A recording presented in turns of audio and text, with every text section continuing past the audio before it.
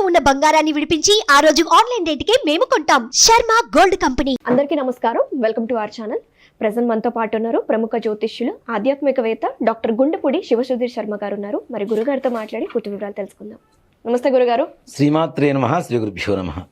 గురుగారు, ఇప్పుడు చూస్తున్న న్యూస్ అందరికీ ఏంటంటే తిరుపతి లడ్డు అనేది కల్తీ అయిపోయింది, జంతువుల కొవ్వు అనేది కలిసిందన్న ఆ మాట వినంగానే అందరి మనసులు చాలా బాధాకరంగా అయిపోయినాయి అనమాట.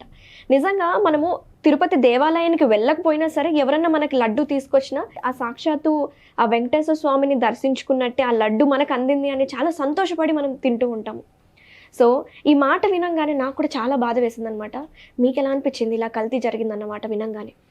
శ్రేయఃకాంతాయ కళ్యాణ నిధయే నిధయేర్థినాం శ్రీమద్వేంకటనాథాయ శ్రీనివాసాయ మంగళం.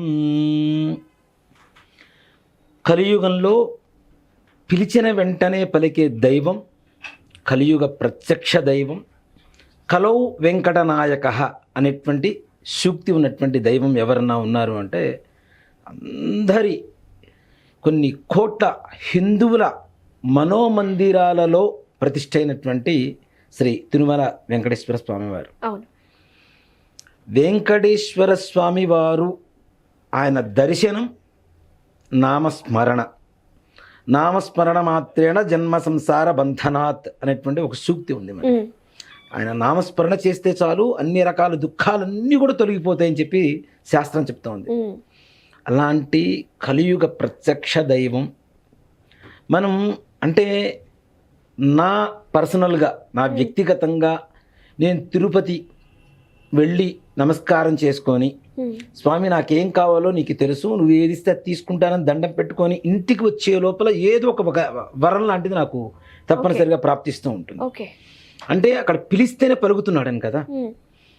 అలాంటి పవిత్రమైనటువంటిది ప్రతి ఒక్కరికి ప్రపంచంలో ఉండేటువంటి అన్ని దేవాలయాలు తెలుసో లేదో తెలియదు, కానీ తిరుమల తిరుపతి వెంకటేశ్వర స్వామి వారి పేరు కానీ ఆ క్షేత్రం కానీ తెలియని హిందువులంటూ ఎవరు ప్రపంచంలో లేరు అనే చెప్తాం.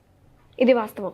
పూర్వకాలంలో మనకేంటి అంటే లడ్డు ఒకటో రెండో దొరికేవి. ఆ 1-2 తెచ్చిన దాంట్లో కూడా అందరికీ ప్రసాదంగా భావించి పెట్టేవారు. కొద్దిగానే ఇంతే లడ్డు, మిగిలింది కలకండ కలిపేవాళ్ళు, కాశీధారం ఒకటి ఇచ్చేవాళ్ళు, చిన్న చిన్న పొట్లాలు కట్టి అందరికీ చక్కగా ప్రసాదాలు ఇచ్చేవాళ్ళు.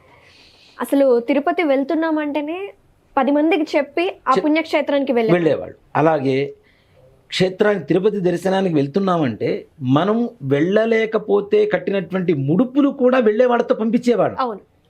పుట్టెంట్రుకలు తిరుపతిలో తీస్తాము అని మొక్కొని అది చేతకాకపోతే వెళ్ళలేకపోతే ఆర్థికంగా ఇక్కడే వెంకటేశ్వర స్వామి దేవస్థానంలోనో ఎక్కడో కూర్చొని ఆ వెంట్రుకలు తీసి మొత్తం మూట కట్టేసి ముడుపుగా కట్టేసి అక్కడ హుండీలో వేయించేసేవాళ్ళు.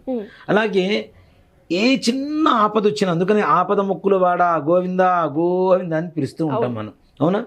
ఆపద, ఏ చిన్న ఆపద వచ్చినా ఫస్ట్ మొదట్లో మా చిన్నతనంలో కూడా మాకు బాగా బుద్ధి ఎరిగిన తర్వాత కూడా ఏదైనా చిన్న ఆపద వస్తే మొట్టమొదటిగా ఒక చిన్న గుడ్డ తీసుకొని ఎల్లో కలర్ది పసుపు పూసేసిన వస్త్రం తీసేసుకొని దాంట్లో 11 రూపాయలు పెట్టేసి మూట కట్టేసేవాళ్ళు. స్వామి నాకు ఆపదలు మొత్తం పోయేట్టు చూడు స్వామి, నీ దగ్గరకు వస్తాను స్వామి అని. నిజంగానే ఆపదలు అట్లానే వెళ్ళేది, అట్లా మొత్తం సమసిపోయేవి. అంత శక్తివంతమైనటువంటి పవిత్రమైనటువంటి హిందువుల మనోభావాలకి ఒక చిహ్నం అంటే గుర్తంటూ ఏదైనా ఉంది అంటే తిరుమల తిరుపతి దేవస్థానం తర్వాతనే ఇంకేదైనా. ఆ తర్వాత అంత పద్మనాభ స్వామి వచ్చారు, తర్వాత ఇంకా వేరే దేవాలయాలు వస్తున్నాయి. వచ్చిన తర్వాత కూడా అవేవో పెద్ద ఆస్తిపరమైనటువంటి దీంట్లో ఉంది, కానీ అత్యంత ఎక్కువ జనాభా భక్తుల రద్దీ ఉండేటువంటి దేవస్థానం తిరుమల తప్పితే ఇంకెక్కడ ఏది లేదు. ప్రపంచంలోనే 2వ అతిపెద్ద దేవస్థానం, అతి ఎక్కువ మంది భక్తులు వచ్చేటువంటి దేవస్థానం తిరుమల అంటే ఇంకా దాని పవిత్రత, దాని శక్తి ఏంటనేది మనం గమనించాలి. నిజంగా గురుగారు, ఇటువంటి పవిత్రమైన పుణ్యక్షేత్రంలో అసలు జంతువుల కొవ్వు కల్తీ జరగడం అనేది ఆ లడ్డు అసలు నిజంగా మాట చెప్పాలంటేనమ్మా, దేశానికి అరిష్టం జరగబోతుంది పలానా సంవత్సరాల్లో ఈ సమయాల్లో అని చెప్పి బ్రహ్మం గారు ఒక కాలజ్ఞానం చెప్పారు, దివ్య కాలజ్ఞానం చెప్పారు బ్రహ్మ గారు. అది నిజంగానే కలియుగం అంతమవ్వడానికి వచ్చిందేమో అనే పరిస్థితిలో వరకు తీసుకొస్తూ ఉన్నారు, తెస్తూనే ఉన్నారు. నిజంగా అంతే కదా. మొన్న విజయవాడ ఇప్పుడు ఇన్ని సంవత్సరాల్లో విజయవాడ మునిగిపోవడము, ఇంత తీవ్రత కలగడం అనేది ఎవ్వరూ ఊహించని పరిస్థితి. బ్రహ్మంగారు చెప్పారు, కృష్ణవేణి అమ్మవారి అంటే కృష్ణానది అమ్మవారి ముక్కు పుడకకి టచ్ అయితే మొత్తం ప్రపంచం మొత్తం వినాశనం అవుతుంది అని. అంటే అంత వరద వస్తే అట్లానే ఉంటుంది. మొన్నొచ్చిన వరదకే విలవిల్లాడిపోతే ఇంకా ముక్కు పుడక తాకేంత వరకు వరద వస్తే ఏమాత్రం ఉంటుంది ఆంధ్రప్రదేశ్ కానీ తెలంగాణ కానీ మనకి, అవునా? అంటే దేశారిష్టమే కదా. అంతే కదా. అలాంటి దేశారిష్టం ప్రకృతి రీత్యా రావటం వేరు. వర్షం పట్టడం, తుఫాను పట్టడం, ఒక 100 రోజులు 20 రోజులు 30 రోజులు 10 రోజులు వర్షం పట్టడం, వర్షాపాతం పెరగడం, నీటి శాతం పెరగడం, కృష్ణానది వెళ్ళి అమ్మవారి ముక్కు పుడకను తాకడం అనేది ప్రకృతి వైపరీత్యం అని చెబుతాం. ఇది స్వయంకృత వైపరీత్యం. ఒక రాజకీయ నాయకుడినో ఒక పార్టీనో ఉద్దేశించి మనం మాట్లాడటం కాదు. కానీ ఒక మాట చెప్పాలి అంటే వెజిటేరియన్స్ చాలా మంది ఉన్నారు భారతదేశంలో. కుల మత భేద విచక్షణారహితంగా, అది బ్రాహ్మలే వెజిటేరియన్స్ అని చెప్పను, నేను శాకాహారులు అని చెప్పను. మిగిలిన కులాల్లో మతాల్లో కూడా శాకాహారులు ఉన్న వాళ్ళు చాలా మంది నేను చూపిస్తా ఉన్నారు.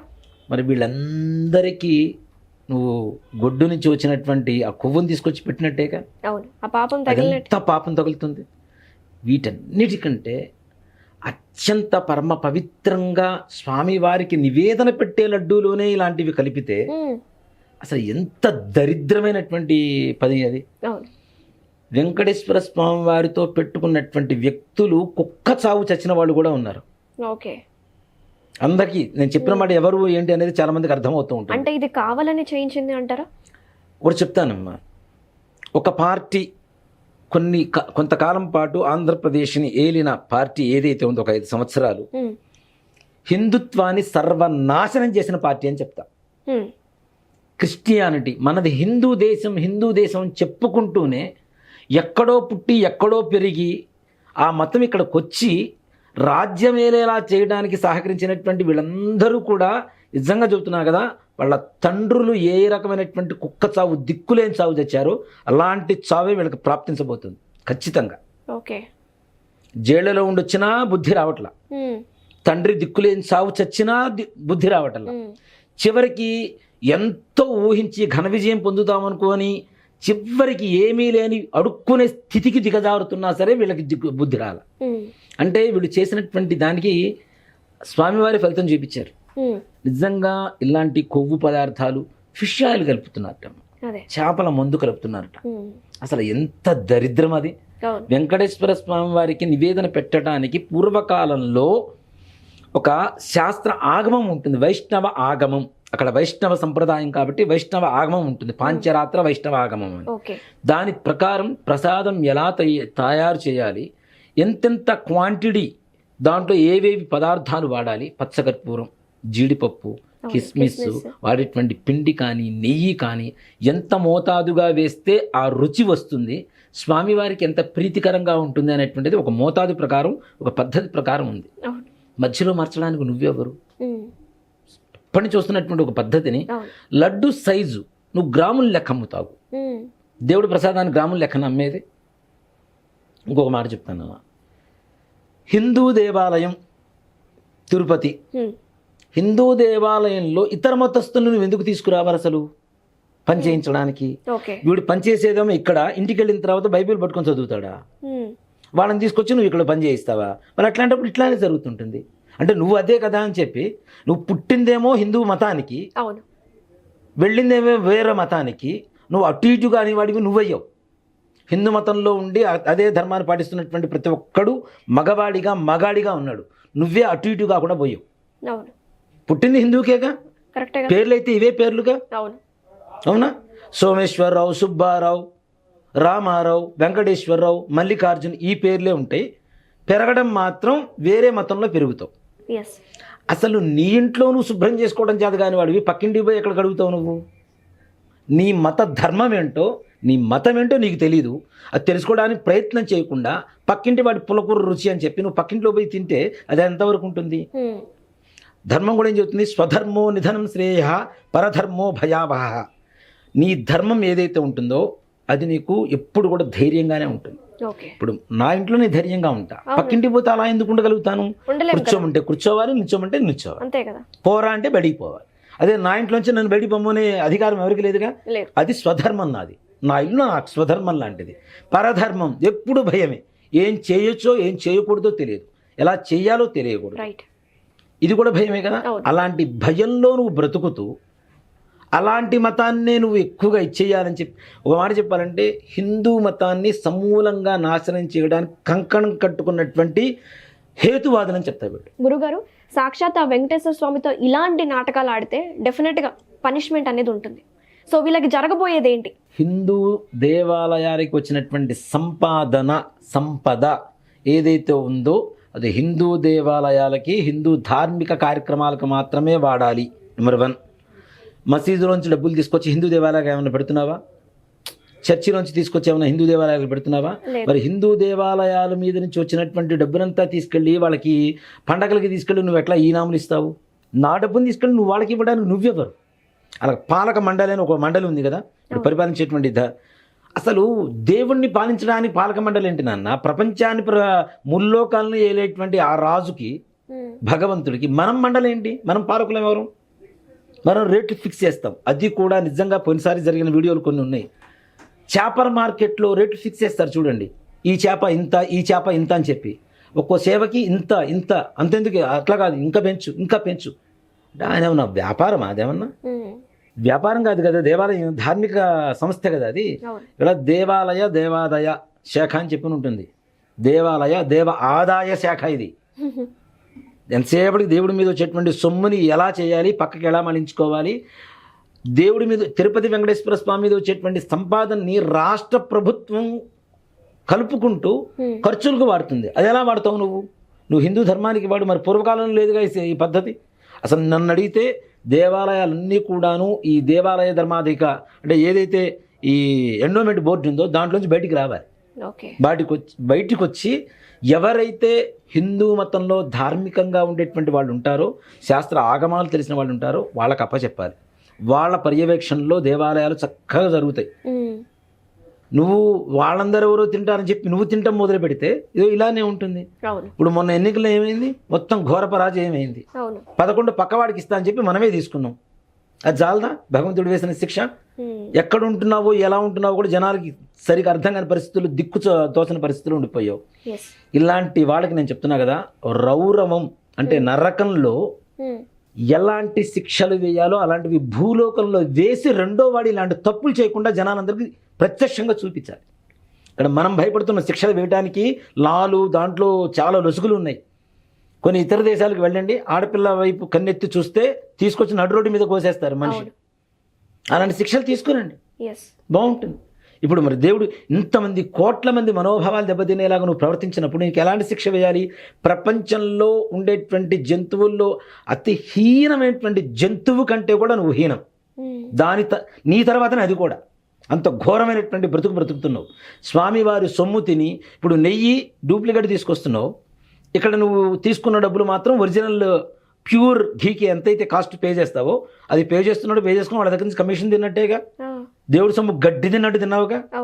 గడ్డి కూడా కాదు, బయట వరాహాలు తింటే చూడండి రోడ్ల మీద కాలువల్లో, దానికంటే ఘోరంగా తిన్నాడు. ఏమవుతాడు చివరికి? సర్వనాశనానికి వచ్చింది. ఓ మాట చెప్పాలంటే వాడి నాశనం కాదు, వాళ్ళ నాశనం కాదు, ప్రపంచ నాశనానికి నాంది పలికాడు ఇక్కడ. వెంకటేశ్వర స్వామి వారిని అలా చేస్తే మనుషుల్ని ఏం చేస్తాడు ఇక మనిషి? అవునా కాదు? అంత గొప్ప వెంకటేశ్వర స్వామి వారి దగ్గరే అపరాధం చేయడానికి నీకు ధైర్యం, ఎంత ధైర్యం ఉంటే చేయాలి నువ్వు? నీ ధైర్యాన్ని ఒక్కసారి తుంచి రోడ్డు మీద పడేస్తే రెండో వాడు ఎవడు చేయకుండా ఉంటాడు. అంతే కదా.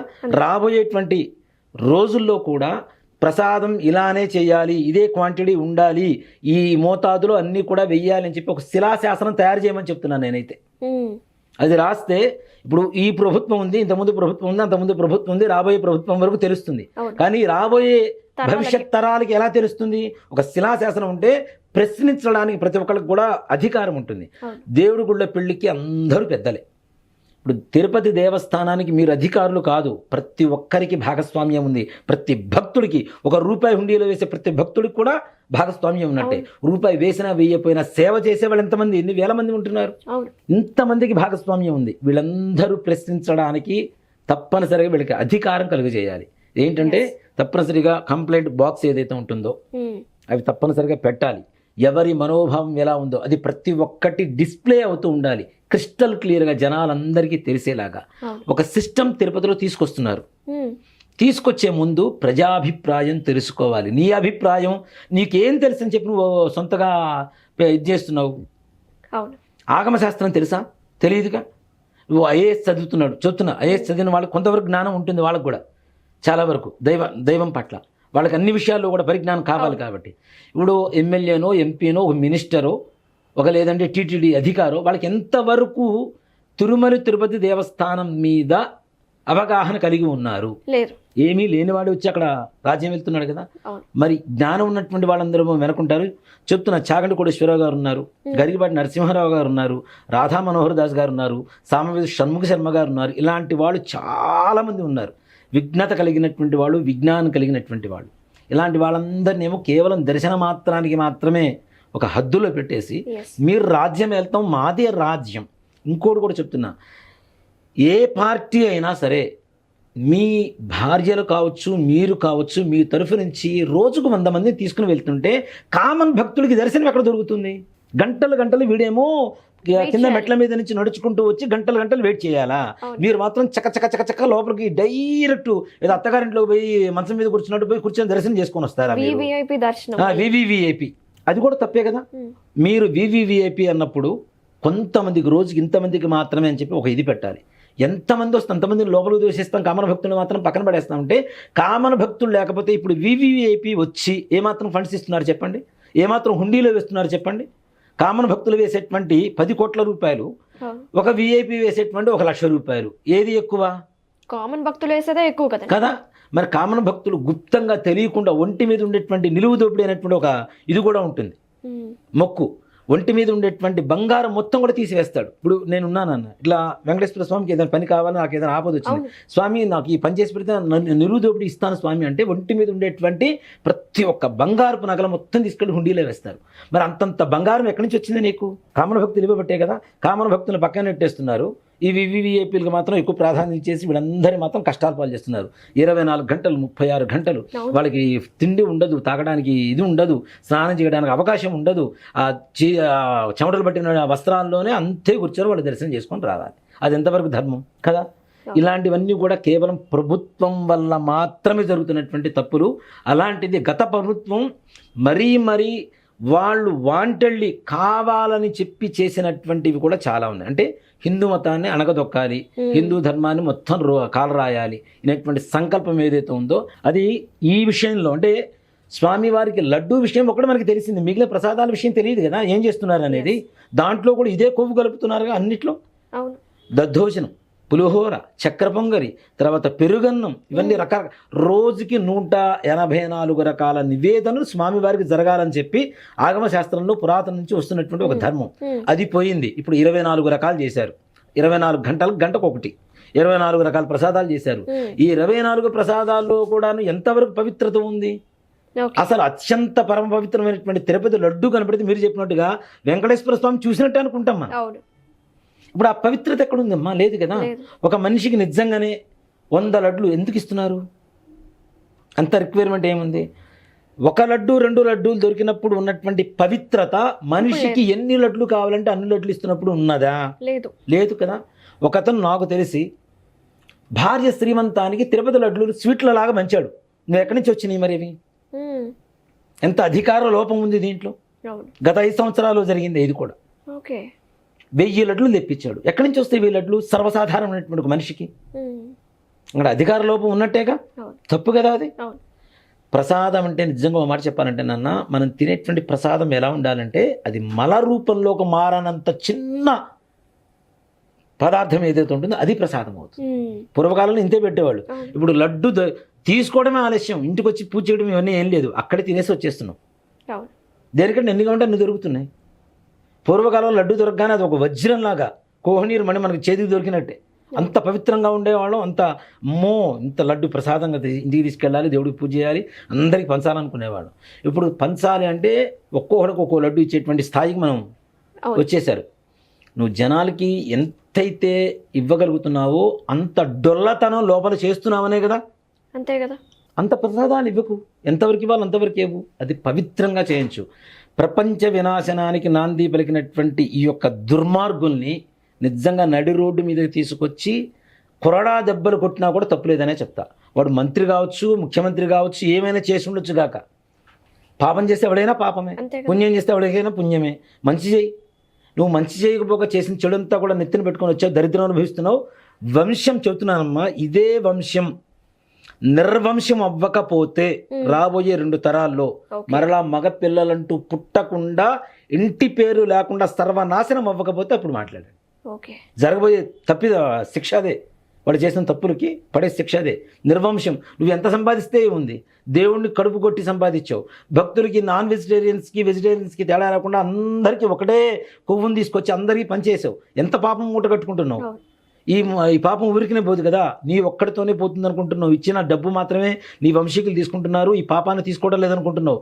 ఈ పాపం నీకు, నీ పిల్లలకి, పిల్లల పిల్లలకి, పిల్లల పిల్లలకి తరాలు అనుభవించవలసిందే. కుష్టు రోగం, ముష్టి రోగం పుట్టి చివరికి బొల్లు రోగం పుట్టేసి కాళ్ళు చేతులు లేకుండా, మానసికమైనటువంటి ఎదుగుదల లేకుండా పుట్టేటువంటి పిల్లలు పుట్టి నువ్వు సంపాదించిన సంపాదన అంతా కూడాను ప్రజల పాలైపోయి చివరికి దరిద్రం నుంచి చచ్చేటువంటి రోజులు అతి దగ్గరలో ఉన్నాయి. థ్యాంక్ యూ గురుగారు, చాలా బాగా వివరించారు అసలు. థ్యాంక్ యూ అండి. నమస్తే. శ్రీమాత్రే నమః. శ్రీ గురుభ్యో నమః.